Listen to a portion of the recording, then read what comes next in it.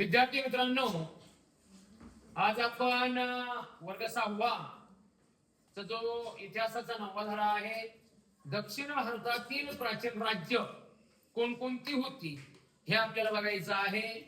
तर त्यामध्ये दक्षिण भारतातील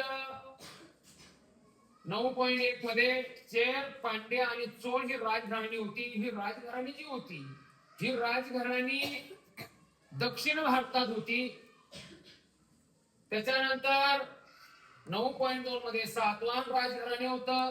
या राजघराण्याची स्थापना शिमुख या राजाने केलेली होती पैठण या ठिकाणी. पैठणचं जुनं नाव होतं, काय नाव होतं? प्रतिष्ठान होतं. त्यानंतर 9.3 मध्ये बघतोय आपण वाकाटक राजघराणे होतं. वाकाटक राजघराण्याची स्थापना विंध्यशक्ती या राजाने केलेली होती. तसंच 9.4 मध्ये चालुक्य राजघराणे होते. चालुक्य राजघराण्याची स्थापना पहिला ब्रिटिश याने केलेली होती.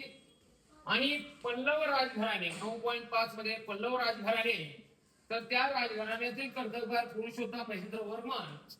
आणि 9.6 मध्ये दक्षिणेतील जे प्राचीन राज्य आहे त्यामध्ये एक होते राष्ट्रकूट राजघराणे. तर महाराष्ट्रामध्ये जंतीदुर्ग या राजाने स्थापना केलेली होती. असे हे भारतातील, दक्षिण भारतातील प्राचीन राज्य, त्यांची नावं आपण बघितली. धन्यवाद.